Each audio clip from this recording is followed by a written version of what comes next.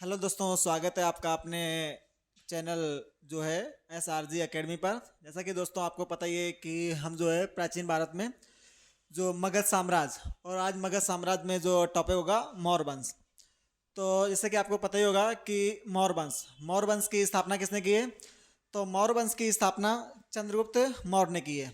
और हालांकि जिसमें मदद की थी उनके सेनापति या गुरु कह लें, या जो है प्रधानमंत्री चाणक्य ने।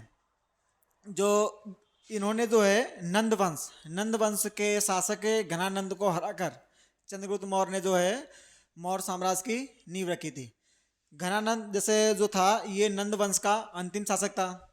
तो नंद वंश की स्थापना किसने की थी? तो नंद वंश की स्थापना जो है वो महापद्म नंद ने की थी। इसका अंतिम शासक घनानंद।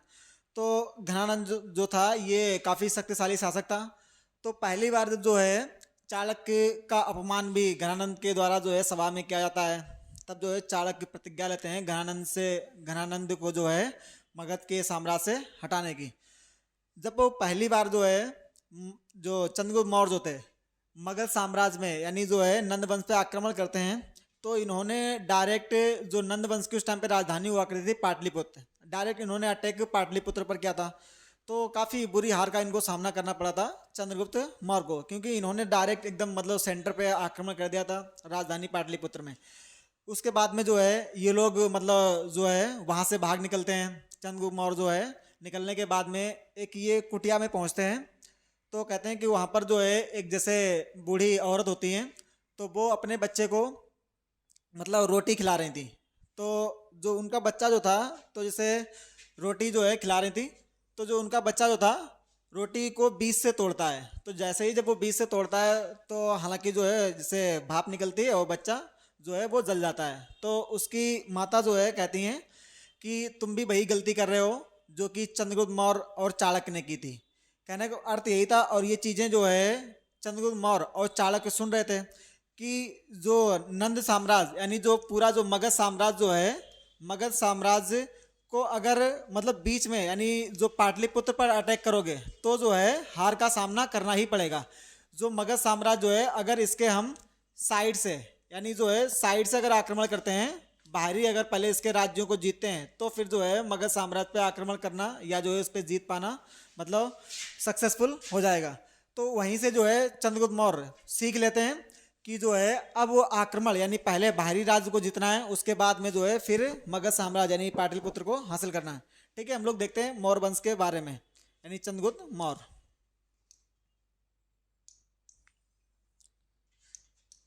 जैसे मौर्य वंश के अगर संस्थापक की बात करें तो कौन थे? चंद्रगुप्त मौर्य। संस्थापक संस्थापक इसके संस्थापक कौन है? तो चंद्रगुप्त मौर्य। चंद्रगुप्त मौर्य जो है ये संस्थापक है। और जो है अगर इनके कालखंड की बात करें तो चंद्रगुप्त मौर्य ये 322 ईसा पूर्व से जो है ये 298 ईसा पूर्व तक जो है इन्होंने शासन किया था चंद्रगुप्त मौर्य ने मौर्य वंश पे। क्योंकि जो है घनानंद से जो इनकी लड़ाई जो होती है जैसे 323 और 322 ईसा पूर्व में ही, ये जो है घनानंद यानी चंद्रगुप्त मौर्य ने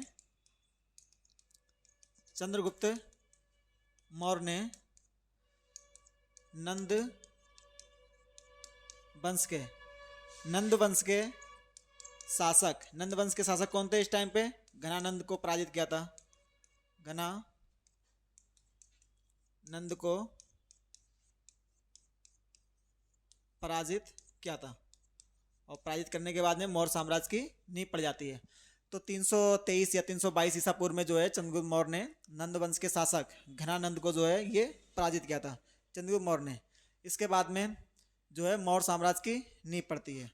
अगर बात करें जैसे चंद्रगुप्त मौर्य के जन्म की, तो चंद्रगुप्त मौर्य का जन्म इनका कब हुआ है? तो 345 ईसा पूर्व में 345 ईसा पूर्व में इनका जन्म होता है। और किसे उस टाइम पे अपने गोरखपुर के पिपली वन जो है गणराज में इनका जन्म होता है। अगर इनके पिता की बात करें कि चंद्रगुप्त मौर्य के पिता कौन थे, तो ये जो है चंद्रवर्धन मौर्य करके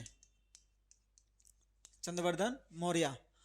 और अगर माता की बात की जाए, इनकी माता कौन थी, तो इनकी चंद्रगुप्त मौर्य जो है, इनकी माता जो है ये मोरा करके, मोरा जो है इनकी माता। और जो है जैसे जो नंदवंश शासक घनानंद, तो चंद्रगुप्त मौर्य को भी जो घनानंद ने बंदी बना लिया था, तो उसका भी उनसे जो है मतलब जो घनानंद पे जो है अटैक करने का एक ये भी कारण था। उसके बाद में चाणक्य के अपमान का बदला भी लेना था।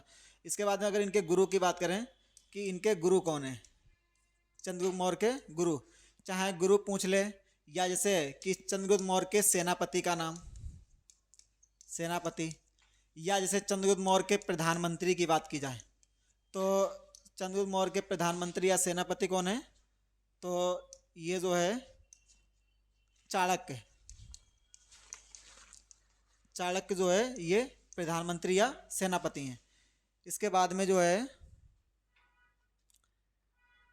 चाणक्य, क्योंकि चाणक्य की मदद से ही चंद्रगुप्त मौर्य ने जो है वो जो घनानंद को जो है हराया था, चाणक्य। अगर चाणक्य के जैसे पिता, चाणक्य के पिता का नाम पूछा जाए तो चड़क से ही ये चाणक्य बना है, यानी चाणक्य के पिता का नाम क्या है, चड़क करके था।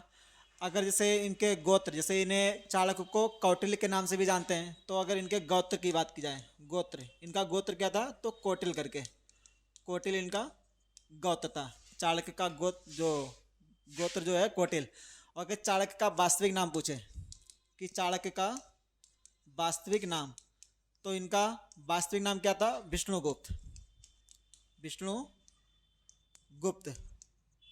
चाणक्य का वास्तविक नाम विष्णुगुप्त। तो ऐसे चाणक्य जो कि चंद्रगुप्त मौर्य के गुरु, उसके बाद में जो है सेनापति और प्रधानमंत्री चाणक्य थे। चाणक्य के जैसे पिता चड़क, इसीलिए इनको चाणक्य भी कहा जाता है।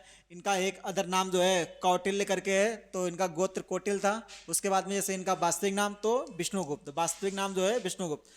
और भी जैसे कहा था चाणक्य को जो है भारत का मैकियावेली के नाम से भी जानते हैं, जैसे भारत का मैकियावेली तब भी चाणक्य। इन्हें जो है यानी चाणक्य को भारत का मैकियावेली, भारत का मैकियावेली के नाम से जानते हैं, भारत का मैकियावेली। और बात करें से भारत का मैकियावेली, तो मैकियावेली का संबंध कहाँ से है, तो मैकियावेली एक राजनीतिज्ञ हैं। जैसे मैकियावेली की बात करें तो मैकियावेली ये जो है इटली के राजनीतिज्ञ थे। इटली, ठीक है, इटली यूरोप महाद्वीप का देश है, राजधानी इसकी जो है रोम। तो इटली के ये राजनीतिज्ञ। इनकी एक फेमस पुस्तक भी है, मैकियावेली की एक पुस्तक भी है फेमस, उसका नाम क्या है, द प्रिंस करके, द प्रिंस जो है इनकी पुस्तक। तो इन्हें जो है चाणक्य को भारत का मैकियावेली भी कहा जाता है। मैकियावेली का संबंध कहाँ से, इटली, ये इटली के राजनीतिज्ञ थे और इनकी पुस्तक जो है द प्रिंस, और ये जो है चाणक्य भारत के राजनीतिज्ञ थे। तो इन्होंने जो है मतलब चाणक्य की मदद से ही घनानंद पराजित हुए थे। इसके बाद में जैसे बात करें कि जो सिकंदर जैसे सिकंदर की मृत्यु कब हुई थी, तो 323 ईसा पूर्व में, कहाँ पर, बेबीलोन इराक में हुई थी। और उसके बाद में जो है सिकंदर का भारत विजय अभियान कब का था, तो 326 ईसा पूर्व, जिसे हम लोग हाइडेस्पीस का युद्ध या झेलम या जो है बितस्ता युद्ध के नाम से भी जानते हैं। तो जब सिकंदर जो है उसकी सेना ब्यास नदी को पार करने से मना करती है और सिकंदर वापस लौट जाता है, उसके बाद उसकी मृत्यु हो जाती है। लेकिन सिकंदर सेलुकस निकेटर अपने सेनापतियों से कह के जाता है कि तुम लोग, आज हम लौट रहे हैं लेकिन आगे तुम्हें जो है भारत में जो है मतलब विजय करनी है, जो भी मगध साम्राज्य जो है इस पर विजय करनी है। तो फिर क्या होता है कि 305 ईसा पूर्व में, 305 ईसा पूर्व में जो सिकंदर का सेनापति जो था सेलुकस निकेटर, ये लौट कर आता है। यानी 305 ईसा पूर्व में सिकंदर का सेनापति, सिकंदर का सेनापति, और सिकंदर के सेनापति का नाम क्या था, सेलुकस निकेटर। सिकंदर का सेनापति कौन, सेलुकस निकेटर।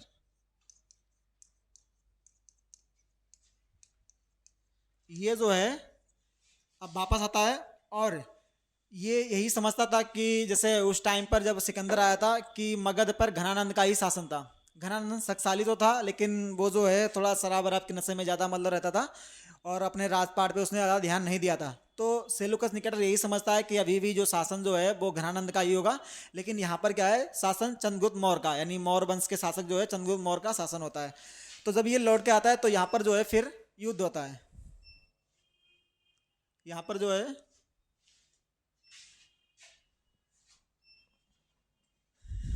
पूरी कहानी बिगाड़ दे।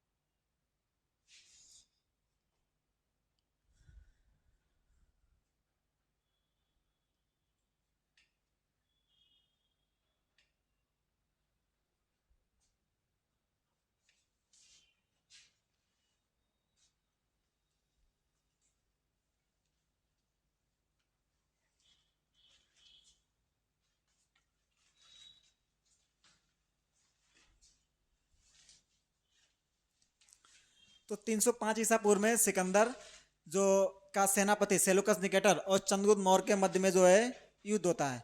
तो इस युद्ध में जो है सेलुकस निकेटर इसकी सेना में मतलब ये हाथी लेके आया था। तो उसके बाद में जो है, लेकिन भाई चंद्रगुप्त मौर्य जो है जानबूझ के युद्ध को मतलब उधर बरसात के टाइम पे लेके जाते हैं और इन्होंने अपनी सेना में घोड़े रखे थे। तो इसी सफलता के कारण जो है चंद्रगुप्त मौर्य जीतते हैं। यानी यहाँ पर जो है सेलुकस निकेटर और इसके बीच में युद्ध होता है 305 ईसा पूर्व में, और 305 में युद्ध होता है। इसके बाद में जीतते कौन है, यानी यहाँ पर जो है चंद्रगुप्त मौर्य की जीत हो जाती है।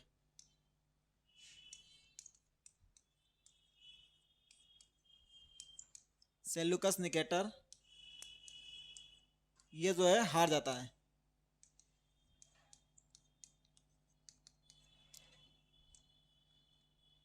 सेलुकस निकेटर जो है ये हार जाता है और चंद्रगुप्त मौर्य जो है जीत जाते हैं। जब ये सेलुकस निकेटर देखता है कि जो है मतलब हमारी हार हो जाएगी, तो ये क्या करता है कि इसकी एक पुत्री थी, काफ़ी सुंदर पुत्री थी इसकी, तो उसका नाम जो था वो हेलेना करके, हेलन या हेलेना, और उसे कार्नेलिया के नाम से भी जानते हैं। तो ये जो है चंद्रगुप्त मौर्य से मतलब इसे उसी को जो है आगे कर देता है और चंद्रगुप्त मौर्य से कहता है कि तुम जो है इससे शादी कर लो। तो चंद्रगुप्त मौर्य क्या करते हैं, मतलब वहीं पर जब ये जो है युद्ध होता है तो आगे चल के जो जो हेलन या जैसे कार्नेलिया, इनकी शादी जो है चंद्रगुप्त मौर्य के साथ में कर दी जाती है। और फिर इसने जो है जैसे दहेज के रूप में 4 प्रांत भी दिए थे उस टाइम के, जैसे उनके नाम है काबुल, कांधार, हेरात और मकरान। काबुल कांधार ये पाकिस्तान वाला एरिया है, और काबुल कांधार, हेरात और मकरान ये पाकिस्तान। तो जैसे वही अफगानिस्तान और पाकिस्तान वाले एरिया जो थे वो इसने दहेज में दिए थे, किसको, चंद्रगुप्त मौर्य को दिए थे, सेलुकस निकेटर ने। तो जब इसकी जो है हार जाती है सेलुकस निकेटर, यह है अपनी पुत्री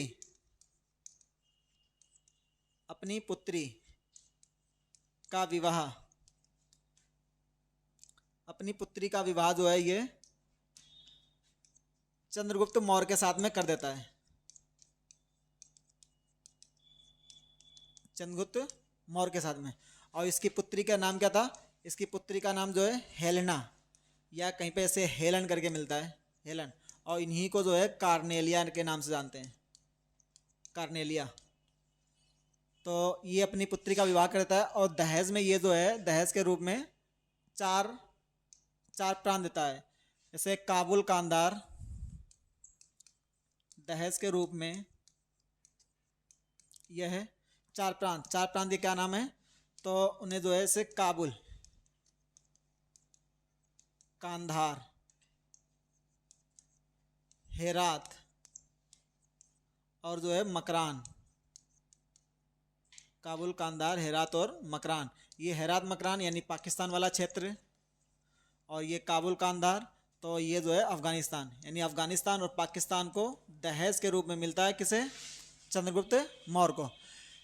तो ये जो है दहेज के रूप में दे देता है। उसके बाद में जो है और अपनी जैसे पुत्री की देखभाल के लिए कि चंद्रगुप्त कोई इसको मतलब जैसे परेशानी वगैरह ना दें, ये तो वापस लौटता है। और पुत्री की देखभाल के लिए ये अपना एक जो है राजदूत, सेलुकस निकेटर अपना एक राजदूत का नाम क्या था, मेगास्थनीज, को दरबार में छोड़ देता है, यानी अपने यहाँ पर जो है चंद्रगुप्त मौर्य के दरबार में भेज देता है। दहेज में जो है ये चीजें देने के बाद सेलुकस निकेटर ने अपने राजदूत, और राजदूत का नाम क्या है, मेगास्थनीज। काफी क्वेश्चन पूछा था है कि मेगास्थनीज जो है ये किसके टाइम पे भारत में आया था या किसके दरबार में रहता था, तो ये जो है चंद्रगुप्त मौर्य के टाइम पे, यानी सेलुकस निकेटर ने अपने राजदूत मेगास्थनीज को चंद्रगुप्त मौर्य के दरबार में भेजा। चंद्रगुप्त मौर्य के दरबार में भेजा, और ये जो है यहीं पर जो है रहता था जो मेगास्थनीज। इसके बाद में चंद्रगुप्त मौर्य ने एक पुस्तक भी लिखी थी। पूछा था उस पुस्तक का संबंध किससे है, तो उस पुस्तक का संबंध मौर्य कालीन जो व्यवस्था है, उसके बाद में अर्थव्यवस्था यानी मौर्ययुगीन सभ्यता के बारे में जो है वो पुस्तक बताती है। ऐसे मेगास्थनीज द्वारा लिखित पुस्तक, इसका नाम क्या है, इंडिका।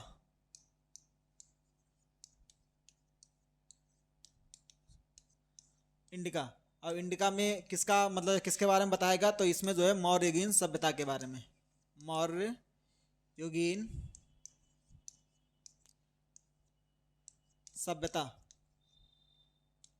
सभ्यता और प्रशासन कैसे था मौर्य साम्राज्य में, उसके बाद में जो है यहाँ की अर्थव्यवस्था कैसी थी, तो ये इसी के बारे में ये पुस्तक बताती है। तो मेगास्थनीज के द्वारा लिखी गई पुस्तक, इसका नाम क्या है, इंडिका। ये इसी के टाइम पे। इसके बाद में ऐसे ये तो जो है हेलेना, मतलब जो है पुत्री हेलेना की बात थी। ये चंद्रगुप्त मौर्य ने जो है ये दूसरी शादी की थी हेलेना से। इनकी पहली शादी किसके साथ में हुई थी, तो पहली जो इनकी शादी जो है दुर्धरा के साथ में। दुर्धरा कौन थी, तो दुर्धरा जो है महापद्म नंद यानी नंद वंश के संस्थापक महापद्म नंद की पुत्री, और जो घनानंद जो था जो शासक नंद वंश का, उसकी बहन, यानी इनकी पहली पत्नी चंद्रगुप्त मौर्य की पहली पत्नी, इनका नाम क्या है, दुर्धरा। और दुर्धरा जो है ये घनानंद की बहन थी, और जैसे महापद्म नंद की पुत्री थी। दुर्धरा से ही पुत्र जो था बिंदुसार हुआ था। यानी बिंदुसार का जन्म जो है ये दुर्धरा से ही होता है। तो दुर्धरा का पुत्र जो है बिंदुसार, जो कि अगला शासक बनता है, मतलब चंद्रगुप्त मौर्य का उत्तराधिकारी। तो ये जो है घनानंद की बहन दुर्धरा, यही जो है पहली पत्नी थी। और दूसरी पत्नी कौन थी, तो हेलन या हेलेना करके उनका पुत्र जो था वो जस्टिन करके उनका पुत्र था। इसके बाद में जो है ऐसे चंद्रगुप्त मौर्य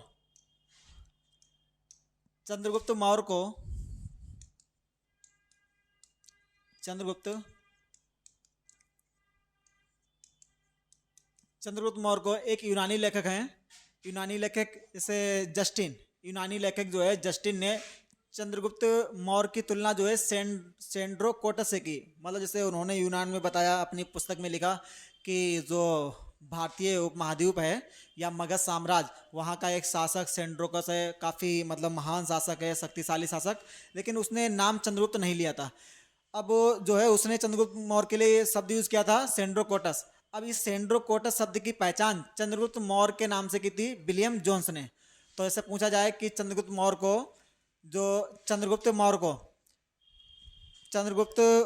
को सेंड्रोकोटस किसने कहा है, तो चंद्रगुप्त मौर्य को सेंड्रोकोटस जस्टिन ने कहा है। और इसकी तुलना जो विलियम जोन्स ने किससे की है, तो चंद्रगुप्त मौर्य से की है।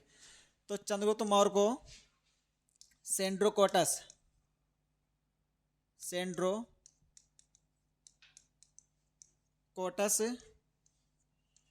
सेंड्रोकोटस का जस्टिन ने। और ये जस्टिन कौन है, तो ये जो है यूनानी लेखक है। जस्टिन ये जो है यूनानी लेखक है, इसने जो है सेंड्रोकोटस कहा है। और इस सेंड्रोकोटस की तुलना, यानी सेंड्रोकोटस को जो है विलियम जोन्स ने चंद्रगुप्त मौर्य से की है। यानी सेंड्रोकोटस की तुलना विलियम जोन्स ने विलियम जोन्स ने चंद्रगुप्त मौर्य से की। मतलब विलियम जोन्स ने कहा है कि जिसके लिए ये सेंडोकोटस वर्ड यूज हुआ है, तो ये वास्तव में जो है चंद्रगुप्त मौर्य हैं, चंद्रगुप्त मौर्य हैं। तो चंद्रगुप्त मौर्य। इसके बाद में जो है चंद्रगुप्त मौर्य पहला ऐसा शासक था जिसने मतलब भारत से पूरी तरह से यूनानियों को बाहर कर दिया था। यानी यूनानियों को भारत से बाहर करने वाला पहला शासक चंद्रगुप्त मौर्य। यानी चंद्रगुप्त मौर्य ने यूनानियों को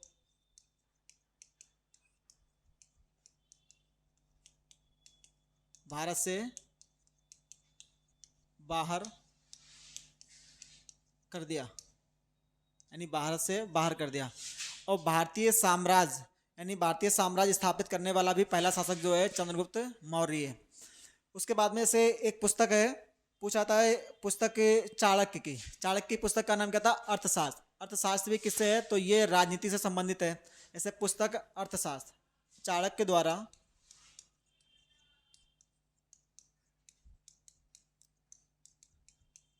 लिखित पुस्तक। इस पुस्तक का नाम क्या है? अर्थशास्त्र।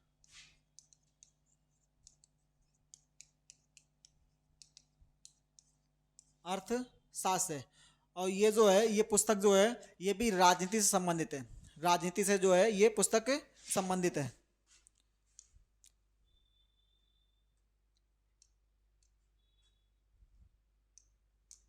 यानी अर्थशास्त्र, इसका संबंध किससे है? राजनीति से। इसका संबंध जो है राजनीति से है। तो अर्थशास्त्र में जो है ऐसे अगर जो उसकी बात की जाए, कितने राजा बनने के लिए जो है सप्तांग सिद्धांत भी दिए गए हैं। यानी अर्थशास्त्र में ही अर्थशास्त्र में राजा बनने के लिए सप्तांग सिद्धांत दिए गए हैं। सप्तांग सिद्धांत दिए गए हैं अर्थशास्त्र में ही।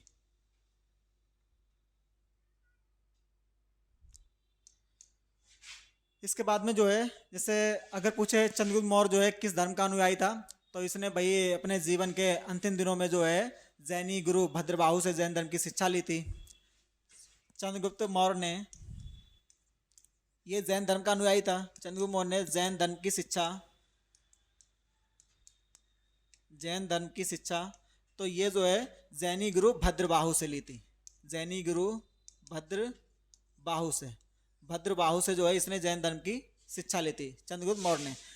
ऐसे पूछे कि चंद्रगुप्त मौर्य की जो है प्रारंभिक शिक्षा कहाँ पर हुई थी, तो इनकी प्रारंभिक शिक्षा जो है तक्षशिला में हुई थी।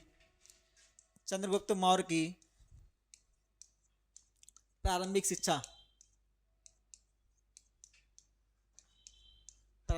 तो ये कहाँ पर? तक्षशिला। और ये तक्षशिला कहाँ पर पड़ता है? तो पिछली क्लास में बताया था कि तक्षशिला ये सिंधु और झेलम नदियों के बीच में पड़ता है। यानी तक्षशिला जो है ये सिंधु नदी और प्लस जो है ये झेलम नदी के ये बीच में पड़ता है तक्षशिला। यहीं पर जो है इसकी प्रारंभिक शिक्षा जो है वो हुई थी। इसके बाद में ऐसे 2-3 शिलालेख जो हैं वो भी इन्हीं से संबंधित हैं। जैसे पूछा जाता है कि जो गुजरात के गिरनार में जो है सुदर्शन झील है, इसका निर्माण किसने करवाया है? तो गुजरात के गिरनार में सुदर्शन झील, इसका निर्माण जो है चंद्रगुप्त मौर्य ने ही करवाया था। और पुष्यगुप्त वैश्य के मतलब नेतृत्व में जो है इन्होंने निर्माण करवाया था। और जिसकी जानकारी मिलती है तो जूनागढ़ अभिलेख। अब जूनागढ़ अभिलेख ये भी गुजरात से संबंधित है। इसको किसने लिखवाया था?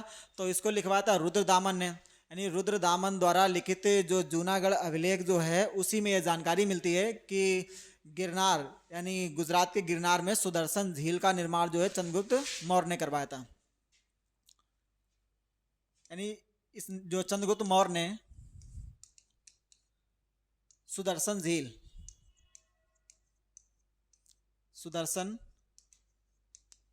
झील का निर्माण करवाया। और किसके जरिए करवाया था?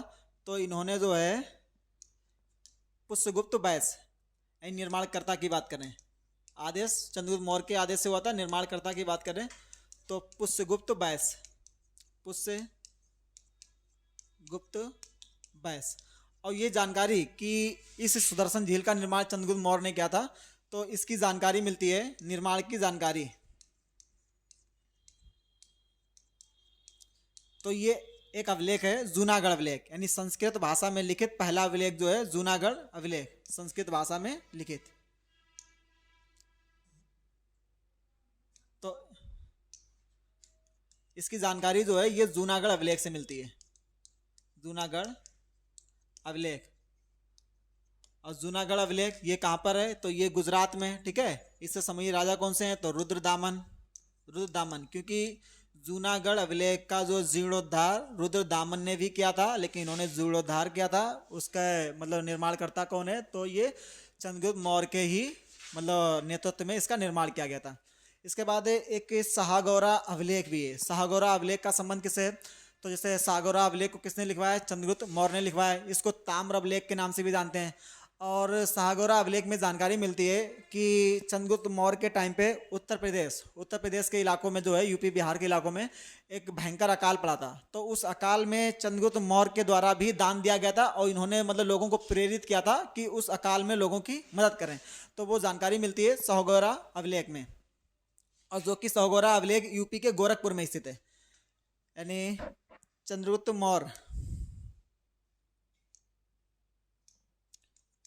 मौर्य के द्वारा यूपी बिहार में अकाल पीड़ित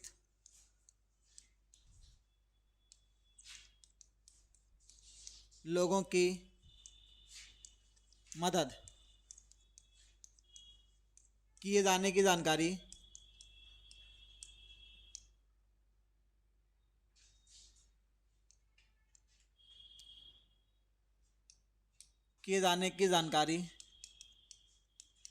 ये किसमें मिलती है, शाहगौरा अभिलेख।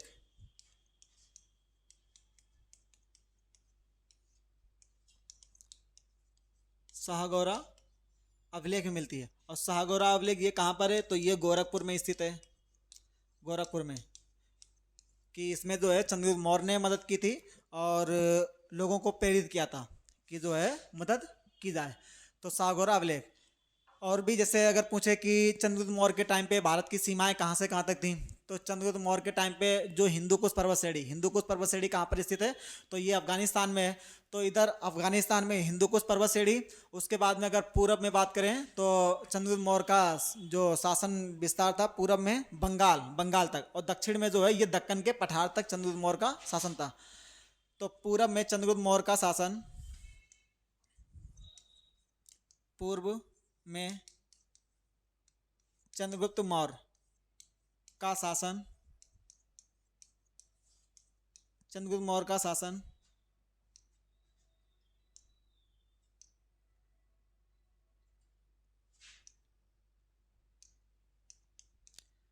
पूर्व में चंद्रगुप्त मौर्य का शासन, ये जो है बंगाल तक, बंगाल। उसके बाद में जैसे पश्चिम या उत्तर पश्चिम में विस्तार। तो उत्तर पश्चिम में जो विस्तार था इसका, तो ये हिंदूकुश पर्वत श्रेणी तक। और दक्षिण में जो दक्कन का पठार था। ऐसे भी कि सबसे पहले किस राजा ने दक्कन के पठार को जीता था, तो दक्षिण में जो है विस्तार, ये जो है दक्कन का पठार।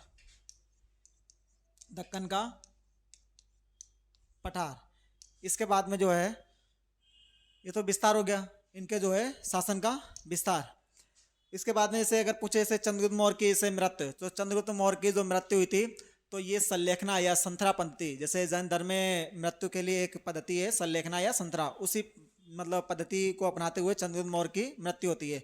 उसमें क्या होता है कि जो अंतिम टाइम पर जब मृत्यु का समय निकट होता है तो खाना पीना छोड़ दिया जाता है, मतलब उपवास करके ही जो है प्राण त्याग दिए जाते हैं।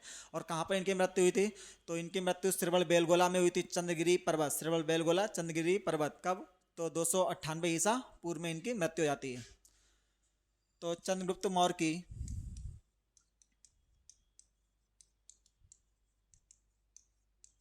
मृत्यु,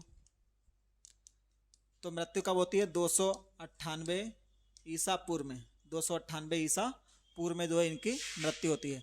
और 298 ईसा पूर्व में इनकी मृत्यु होती है कहाँ पर? तो जगह कर्नाटक यानी श्रवण बेलगोला, श्रवण